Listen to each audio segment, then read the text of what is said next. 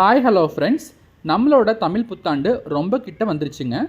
இந்த புத்தாண்டு எப்போ வருது, இதை எப்படி எல்லாரும் ஈஸியாக செலிப்ரேட் பண்ணலாம் அப்படிங்கிறது தான் இந்த வீடியோவில் உங்க கூட நாங்கள் ஷேர் பண்ணிக்க போகிறோம்.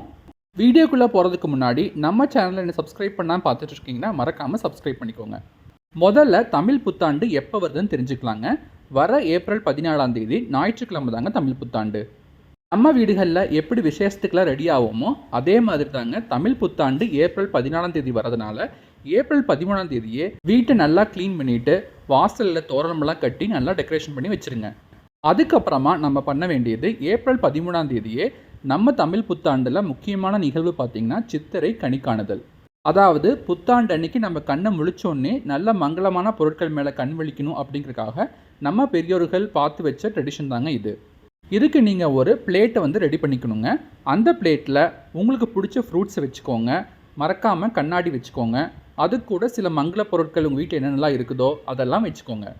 இந்த ப்ரிப்பரேஷனை பற்றி டீட்டெயில்டான வீடியோ லாஸ்ட் இயரே நம்ம சேனலில் பப்ளிஷ் பண்ணிட்டோங்க. அந்த வீடியோக்கான லிங்க்கு டிஸ்கிரிப்ஷன் பாக்ஸில் கொடுத்துருக்குறேன், வேணுங்கிறவங்க போய் பார்த்துக்கோங்க.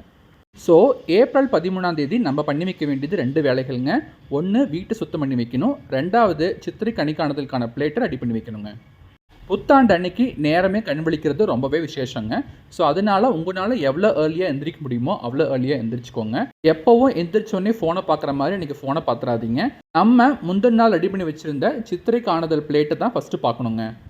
அந்த பிளேட்டை நல்லா பார்த்ததுக்கப்புறமா கண்ணை மூடி உங்களுக்கு பிடிச்ச தெய்வத்தை வேண்டிக்கிட்டு அடுத்த வேலையை பாருங்கள். நம்மளோட தமிழர்கள் பண்பாடில் பண்டிகை அப்படின்னாவே கோலம் பெரிய பங்கு வகிக்குங்க. ஸோ அதனால் புத்தாண்டு அன்னைக்கும் உங்கள் வீட்டுக்கு முன்னாடி பூஜை ரூமில் எல்லாத்துலேயும் கோலம் போட்டு நல்லா அலங்கரிச்சுக்கோங்க. இது சண்டே தானே அப்படின்னு நினச்சிட்டு எப்பவும் போல் லேட்டாக குளிக்காதீங்க. அன்னைக்கு புத்தாண்டு அப்படிங்கிறனால எந்திரிச்சோன்னே மங்கள பொருட்கள் யூஸ் பண்ணி நம்ம குளிச்சுக்கலாங்க. மங்கள பொருட்கள்னால் ஒன்றும் இல்லைங்க, நீங்கள் குளிக்கிற தண்ணியிலேயே லைட்டாக கொஞ்சம் உப்பு இல்லைன்னா மஞ்சள் சேர்த்து குளிச்சுக்கோங்க. குளித்து முடிச்சதுக்கப்புறமா சப்போஸ் நீங்கள் நியூ ட்ரெஸ் எடுத்து வச்சுருந்தீங்கன்னா அதை போட்டுக்கோங்க. இல்லைன்னா நல்ல ஒரு சுத்தமான ட்ரெஸ்ஸை நீங்கள் போட்டுக்கோங்க. அதுக்கப்புறமா உங்களோட பூஜை ரூமுக்கு போய் உங்களோட தெய்வத்தை நல்லா வேண்டிக்கோங்க. நியூ இயர் அன்னைக்கு நாளை நல்லா ஆரம்பித்தாவே அந்த வருஷம் ஃபுல்லாக நல்லா இருக்குன்னு ஒரு நம்பிக்கைங்க.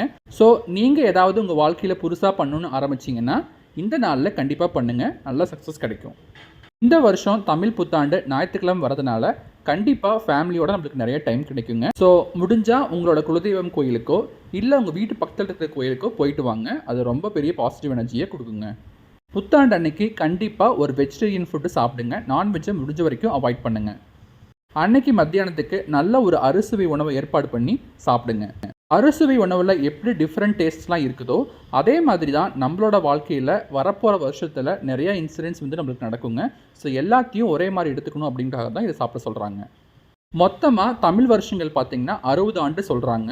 இந்த 60 ஆண்டில் இந்த குரோதி ஆண்டு 38வது ஆண்டுங்க.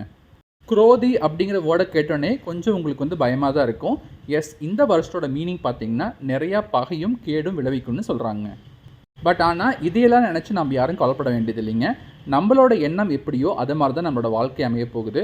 ஸோ அதனால் புத்தாண்டை நல்ல தெய்வ பக்தியோடு நீங்கள் நினச்சி கும்பிட்டு ஆரம்பிங்க. கண்டிப்பாக நம்ம எல்லாத்துக்கும் நல்லதே நடக்கும். ஹோப் உங்கள் எல்லாத்துக்கும் இந்த வீடியோ மூலிமா தமிழ் புத்தாண்டை எப்படி எளிமையாக கொண்டாடலாம் அப்படிங்கிற ஒரு ஐடியா கிடச்சிருக்குன்னு நினைக்கிறேங்க. இந்த வீடியோ உங்களுக்கு பிடிச்சிருந்துச்சுன்னா மறக்காமல் லைக் பண்ணுங்கள், உங்கள் ஃப்ரெண்ட்ஸ் கூடயும் ஷேர் பண்ணிக்கோங்க. என்னுடைய சார்பாகவும் ரம்யாவோட சார்பாகவும் உங்கள் எல்லாத்துக்கும் தமிழ் புத்தாண்டு நல்வாழ்த்துக்கள்ங்க.